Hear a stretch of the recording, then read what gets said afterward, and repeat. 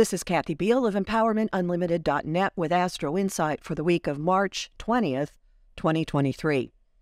This week is like nothing we have ever experienced. Now, that's a pretty dramatic statement, and if you've been listening to me for a while, you know that I very rarely go out into anything that sounds like exaggeration. But seriously, guys, this is unlike what we have experienced in this lifetime. This week, everything moves into a more intense, more energized mode of being in a cluster of aspects so close together and all so potent that it's going to be very difficult to separate them out and identify them as they are occurring. It's really just going to feel like a huge ball of energy is erupting in everyone and everything and setting incredibly dramatic events in motion. Do not hyperventilate. On a personal level, this will be a very good thing. And collectively, probably too. It just may take us a while to get the hang of how to ride this energy, like someone trying to ride a bucking bronco or one of those mechanical bulls in a country and western bar. We get one more chance to dump a bunch of baggage and to step much more into our own power, or at least awareness of what we have control over, when the sun sextiles Pluto on the 20th, and this prepares us for everything that happens next. The 20th is the equinox, the halfway point between the December solstice and the June solstice. It starts spring in the northern hemisphere, fall in the southern hemisphere. It is when the sun enters the sign of Aries and is sitting at the very first degree of the zodiac. So everything that's going on now sets the tone for the next 3 months, but actually for a far longer period because of something that's happening later in the week. The new moon in Aries occurs right after the equinox on the 21st, also at the very first degree of the zodiac. This is an enormously energizing event, made even more so by two other things that are going on again later in the week that are already playing into this. The Aries moon's ruler, Mars, is just about to move into Cancer. It's at the last gasp of the Gemini-ruled communication and disinformation journey that Mars has taken us all on since the end of August. So something is coming to a head and pushing for, propelling, demanding action in the most action-oriented new moon in the zodiac. This adds daring, boldness, risk-taking, hot-headedness, just jumping, leaping, doing things without thinking them through. And if that weren't sufficient cause for boldness, Pluto, the ruler of ultimate power, is in a handshake aspect to the new moon, also out of sign. Pluto is also in the last gasp of its trek through the sign of Capricorn, which it has been traveling through since January 2008. There is a culmination feel to the opportunity that plays into the firepower of this new moon. For some people, it's going to be a what do I have to lose influence. For some people, it will be the injection of a steel backbone that they didn't know that they had. But look at the symbolism. Mars and Pluto, the rulers of war and death, teaming together to pump up this new moon. Fierce, fearless, brazen, bold. I am not saying war is going to break out. I am saying that we will all have warrior power at our disposal, instinctively, automatically. And then on the 23rd, Pluto briefly leaves the sign of Capricorn. He's going back in this summer. But for now, until the beginning of June, we get our first taste of the planet of power moving into the sign of the collective and of technology. Pluto in Aquarius. It hasn't been there since the late 1700s. It's not going to get any farther than the doorway for right now. Next year, it'll scoot just a tiny bit further into it. But for now, we're just getting a glimpse.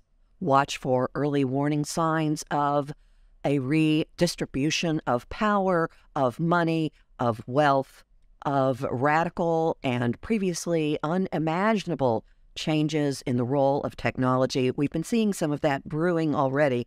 And on a personal level, watch for indicators of new horizons in your own life. These are going to be the playing field into the 2040s. Unlikely that anyone's going to be standing at the doorway going, "Oh, I'm scared. I don't want to go through. I don't want to look." With all this firepower, excitement, the sensation of, I can finally get somewhere. Don't be surprised if you're actually chomping at the bit to run out into the new turf. But we can't quite access it yet. Just observe for now. At the end of the week, on the 25th, Mars finally clears out of Gemini. The arguing, the stirring up of papers and words and fighting words, and however it's been playing out in your life with Mars in Gemini since August. Mars finally clears out and enters the sign of Cancer. Not naturally compatible energy for the god of war. Mars in Cancer can be extraordinarily protective of what it loves, of the home front, of security, but it has more of a vibe of superheroes stomping around the kitchen than the usual behaviors that we associate with nurturing and nesting. And the first exact aspect that Mars makes after he slides into Cancer is an adjustment aspect to Pluto. No matter how much we've all been running around and excitedly trying to get things off the ground and pursuing incredibly high energy agendas, now we come up against something that we've got to deal with, that we have to take into account. We cannot all drive bulldozers over the people in our lives, over the situations in our lives. There's some kind of collective or inherent power issue that comes up, or perhaps an adjustment in how you're going about things, which leads to the backstop to all of this activity this week.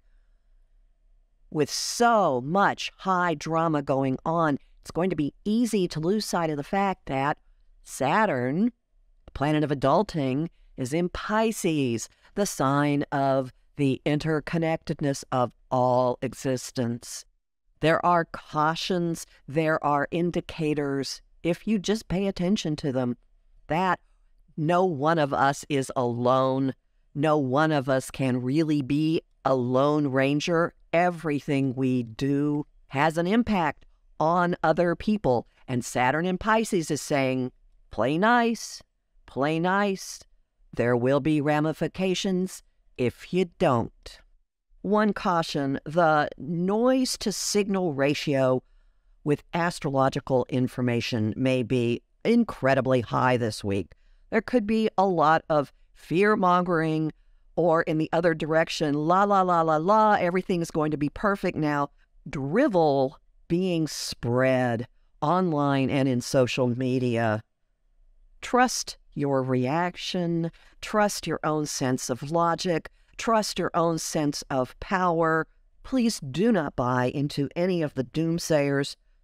Please do not go off into the clouds with any of the la, la, la, now life is perfect people. Each of us will have extremely personalized and unmistakable impulses to act, to move forward, to behave in certain ways. Follow your own energy. Go with the excitement. Have some fun with this. Okay? Homing thought of the week. If not now, when? Song of the week, I have two. The Bugs Bunny Show theme song. On with the show, this is it. And this is the moment from the musical Jekyll and Hyde. And the image of the week also have two. The starting gun going off for a race that's taking the runners through a track they have never been on. And two, Dorothy opening the farmhouse door onto Munchkin Land in Technicolor. You'll learn a lot more about this in my forecast for the Aries new moon and the month of March, both of which are up at my site, empowermentunlimited.net, where you can sign up for my mailing list and book a session with me. I'm Kathy Biehl, a professional astrologer with more than 30 years' experience. I host the show Celestial Compass on Om Times Radio on the first and third Monday of every month at 5 p.m. Eastern. This week, my guest is Jude Cole, who writes the Stars Over Washington blog, and we're going to be talking about the shifts in astrology and U.S. politics. I host lively conversation on Facebook on the page Empowerment Unlimited and the group The Astro-Insight Lounge. I have lots of bonus content at patreon.com/Kathy Biehl, including a discussion of the March equinox chart. And I'm deeply grateful to the people who support my work there. I'm on Instagram at @KABiehl and on YouTube at the Professional Aquarian channel. Talk to you next week.